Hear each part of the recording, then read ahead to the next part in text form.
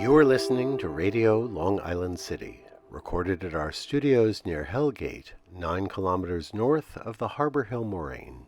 And now, the Observatory. The Observatory, Wednesday the 22nd of July, 2026. It is 31 days after the summer solstice.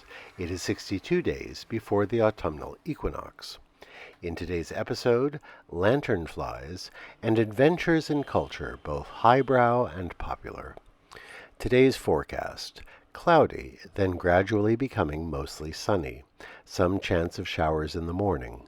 High near 87 degrees Fahrenheit, 30.6 Celsius. Southwest wind around 11 miles per hour. The sun rises today at 5:43 a.m. Solar noon takes place today at 1:02 p.m. The sun sets today at 8:21 p.m. Civil twilight ends at 8:52 p.m. and nautical twilight ends at 9:32 p.m. The length of daytime today is 1 minute 40 seconds shorter than yesterday. The moon is in its waxing gibbous phase and is 62% full at midday. The moon sets today at 12:02 a.m. and then it rises again at 2:55 p.m. These are the predicted tides today for Horns Hook. In the early morning, high tide, 5:06 a.m., 1 meter 19. In the late morning, low tide, 11:07 a.m., 27 centimeters. In the evening, high tide, 5:32 p.m., 1 meter 46. In our shared realm of plants and animals, there are quite a few spotted lanternflies around right now. It's sad that such a pretty bug is so destructive to crops. Originally from Asia, it was first seen in Pennsylvania in 2014.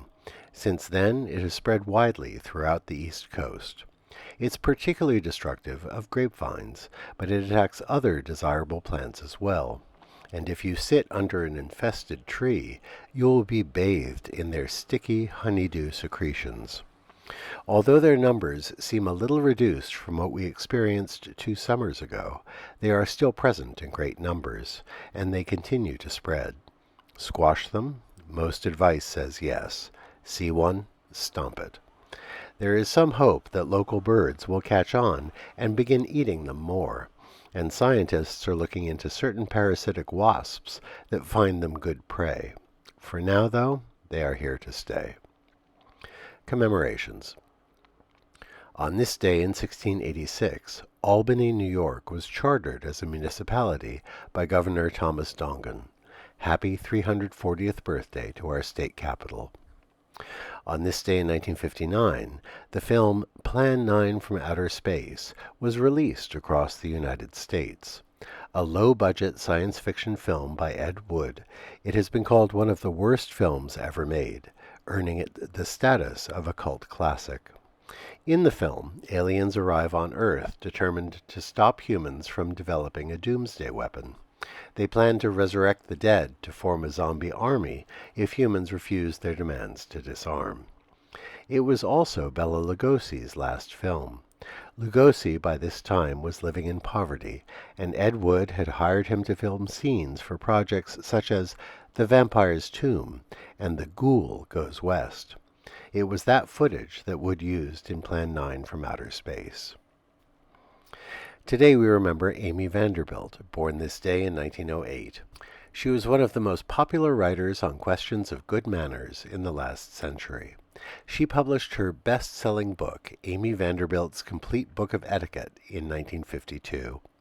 From today's perspective, with our looser social mores, Amy Vanderbilt's advice may seem quaintly charming. But when we consider how our social freedom tolerates a shocking degree of public coarseness and cruelty, perhaps we can appreciate a voice from a more reserved era. She once wrote this: "Manners are a sensitive awareness of the feelings of others. If you have that awareness, you have good manners, no matter what fork you use." Today we also remember Fabulous Moolah, born this day in 1923. Born Mary Lillian Ellison, she was one of the great female wrestlers in the mid-20th century. The Fabulous Moolah began her pro career as the valet for Nature Boy Buddy Rogers. She accompanied him to the ring and provided eye candy for the male audiences of wrestling matches. She later served as the valet for the Elephant Boy. On September 18, 1956, Moolah defeated Judy Grable in a 13-woman battle royal to win the World Women's Championship, and she would retain that title for 28 years. In the 1980s, she joined the World Wrestling Federation as part of the Rockin' Wrestling Connection. Remember Fabulous Moolah today. And we remember today Alexander Calder, born this day in 1898. Born to a family of artists, he made his way to France, where he made important connections with the avant-garde in the 1920s. His palette of primary colors and his playful, simplified forms still delight. He is, of course, known best for his mobiles, floating shapes that float in space, moving with the breeze in perfect balance. One piece he created in the 1920s, Calder's Circus, is on display in the Whitney Museum. He gave performances with his toy-like figures of acrobats, lions, and horses. But our favorite project is his painted DC-8 plane. Entitled Flying Colors, it was commissioned by Braniff International Airlines in 1973 and flew routes in North and South America. Remember Sandy Calder today. And that is the Observatory, Wednesday the 22nd of July, 2026.